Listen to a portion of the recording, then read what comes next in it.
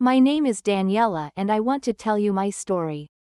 I live in a small town called Brighton Bay, not far from New York City. It's quiet here with calm streets, cozy cafes, and the sound of waves always nearby. I'm 29 years old and I work as a receptionist at a small hotel near the beach. Life was simple. Some might say boring, but I liked it. I had a few close friends, a small apartment, and a routine that felt safe. I wasn't looking for love. After a few bad relationships in the past, I told myself that it was better to stay alone. But sometimes life brings someone into your world when you least expect it. That person was Michael. Michael came to the hotel for a business trip. He looked different from the usual guests, calm, polite, and a little tired. He had soft eyes, a gentle smile, and a quiet way of speaking. When he asked for a room, I helped him check in, and he thanked me in a way that felt personal. I noticed the way he looked at me. Not in a bad way, just kind. I smiled back without even meaning to. The next morning, he came down to the lobby and asked for directions around town. I told him where to get the best coffee, where the beach was nice and quiet, and which seafood restaurant locals liked best.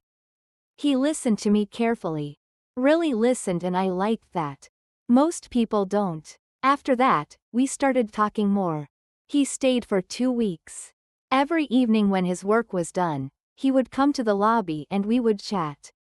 Some days we walked along the beach. Other times we sat on a bench near the lighthouse. We talked about life, books, music, dreams. He told me about the stress of his job in the city. I told him about my quiet life here. I felt comfortable with him. I felt seen. One night, we were walking by the water. The stars were out and the breeze was soft. He turned to me and said, "Being with you feels like peace." Those words stayed in my heart. I think I started falling for him that night. When his 2 weeks were over, he left Brighton Bay, but we kept in touch. Every day he sent me messages.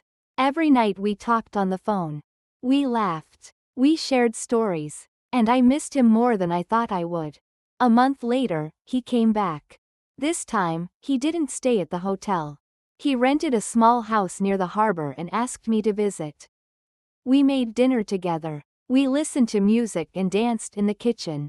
It felt like we had been together for a long time. I felt lucky. But then one evening, something changed. We were sitting on the couch drinking tea and he looked serious. He took a breath and said, "Daniela, I need to tell you something." I looked at him. My heart started to beat faster. "I'm married," he said, looking at the floor.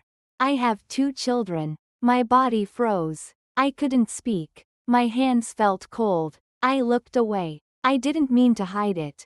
He said, "I didn't expect to meet you, but my marriage is not good. We live in the same house, but it's not love anymore. I stay for the children. That's all." His voice was low. He sounded sad, but I couldn't say anything. My thoughts were all over the place. I stood up and walked outside.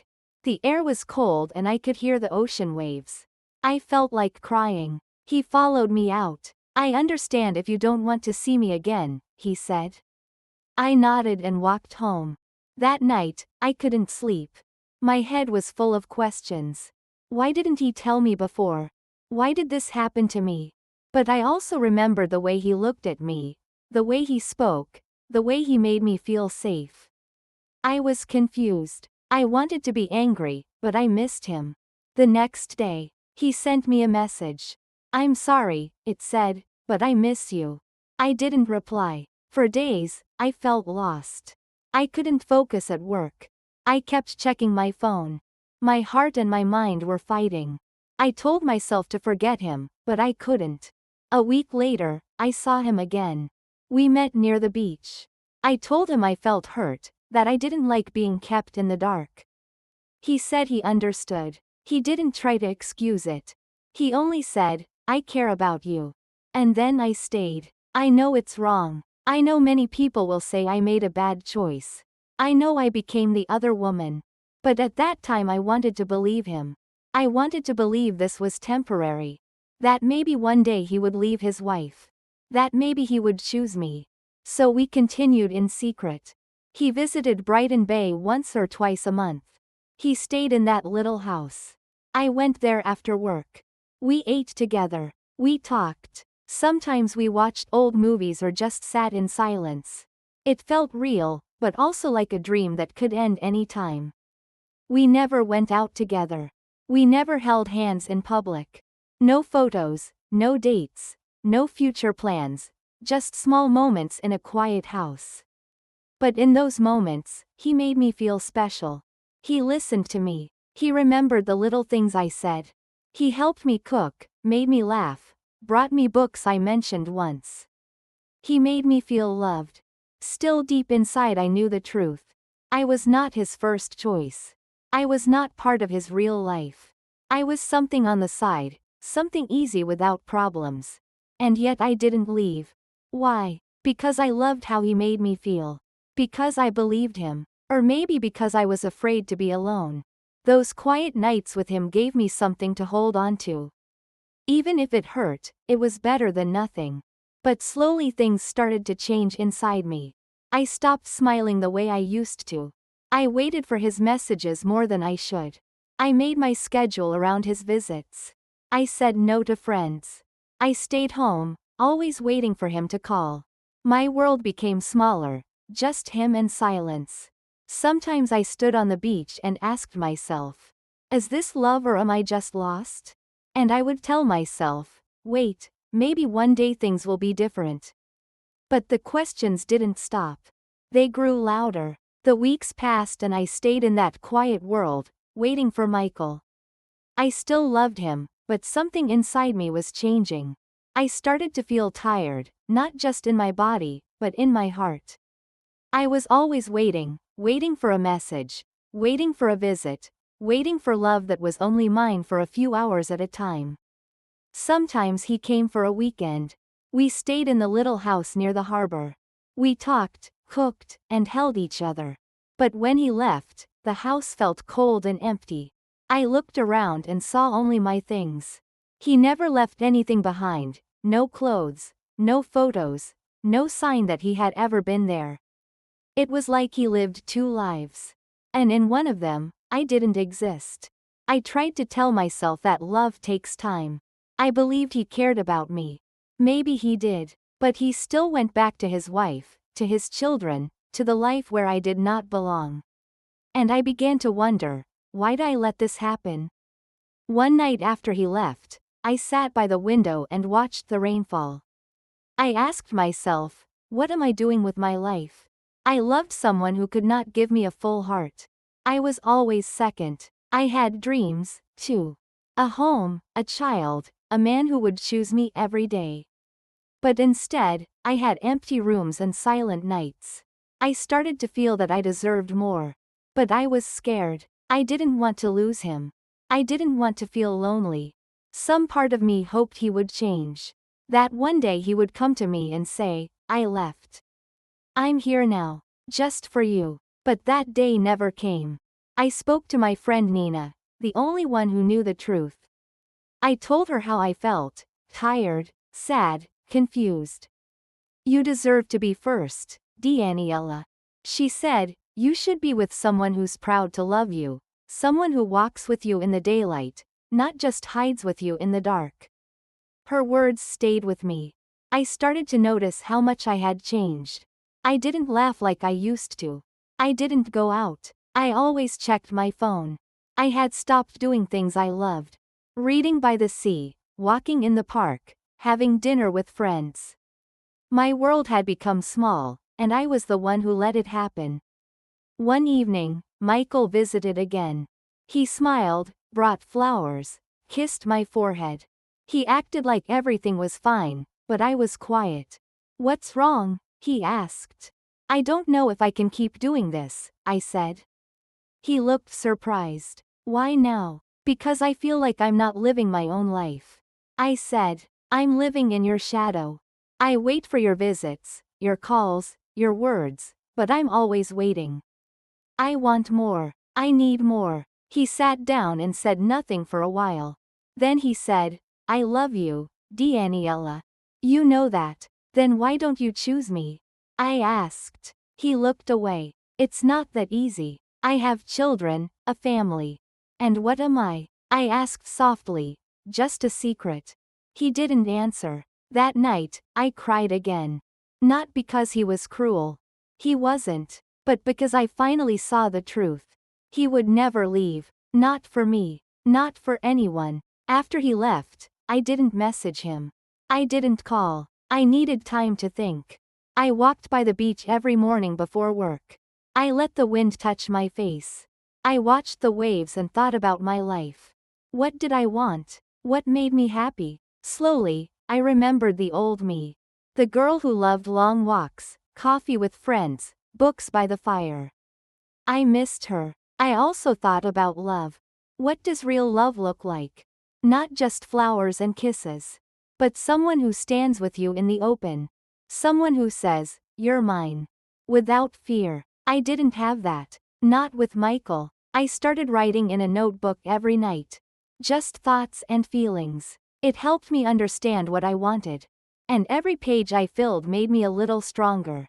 Michael still sent messages. "I miss you. I'm thinking about you. Can I see you?" But I didn't answer. Not right away. I needed time. 1 week later, he showed up at my door. I was surprised, but I let him in. "I needed to see you," he said. "You've been quiet." "I've been thinking," I told him. He sat down. "About us?" "Yes," I said, "about everything." We talked for a long time. I told him how I felt about waiting, about being second, about losing myself. "I can't keep doing this." I said, "I love you. Maybe I always will, but I need a real life. I want to be with someone who can give me all of their heart, not just a part." He looked sad. "I can't leave them, Daniela.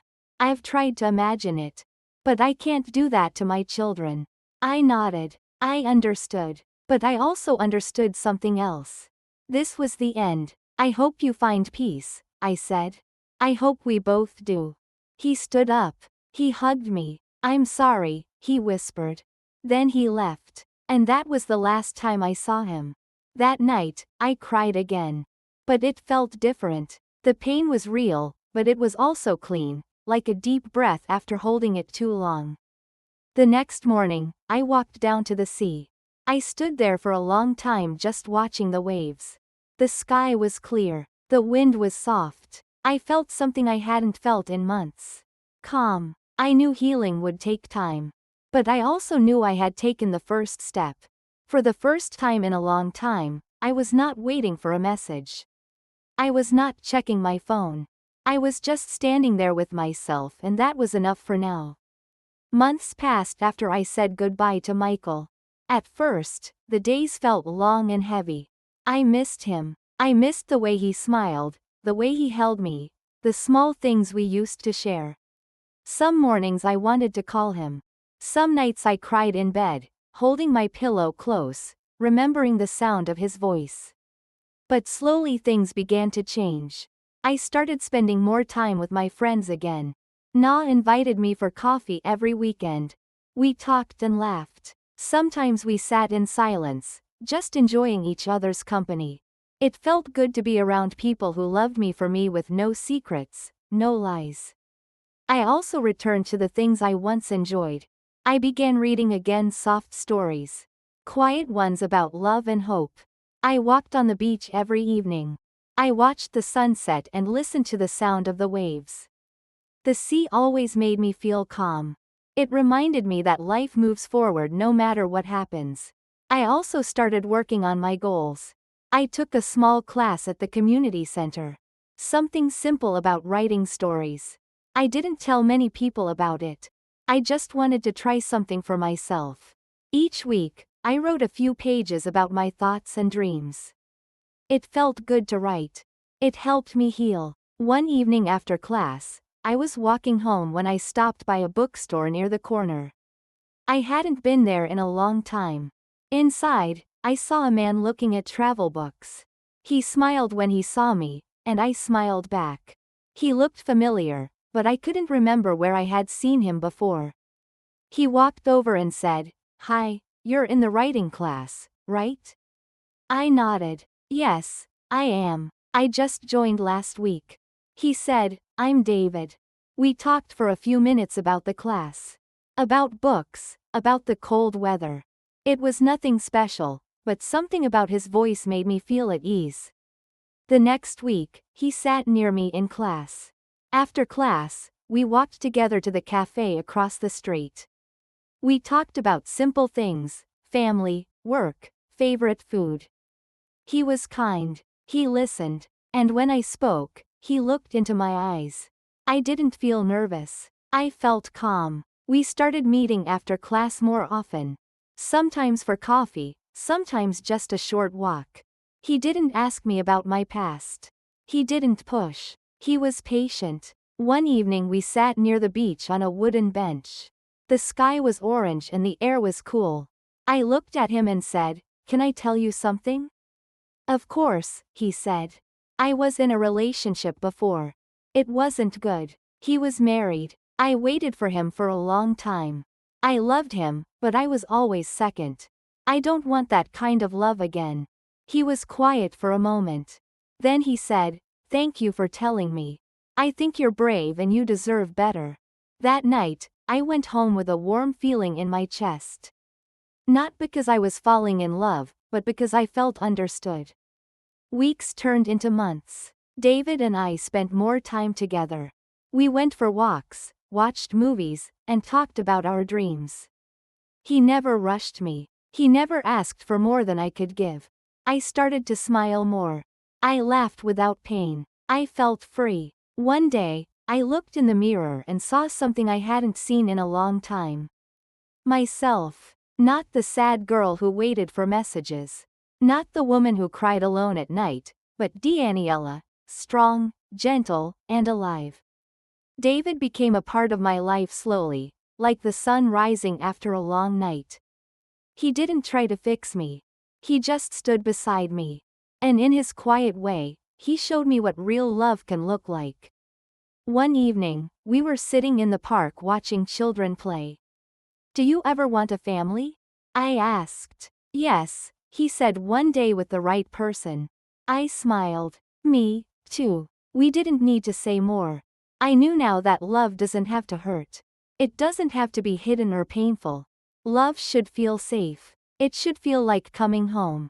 Looking back, I don't regret my past. It taught me important lessons. I learned that love without respect is not enough. That waiting for someone who cannot choose you will only bring pain. That no one else can give you peace. You have to find it inside yourself. And now I have peace. I have hope.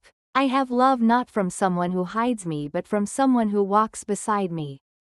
If someone asked me today, was it worth it? I would say yes. Because through all the sadness, I found myself. And in finding myself, I opened the door to a new kind of love. A better one I truly deserve. Curve.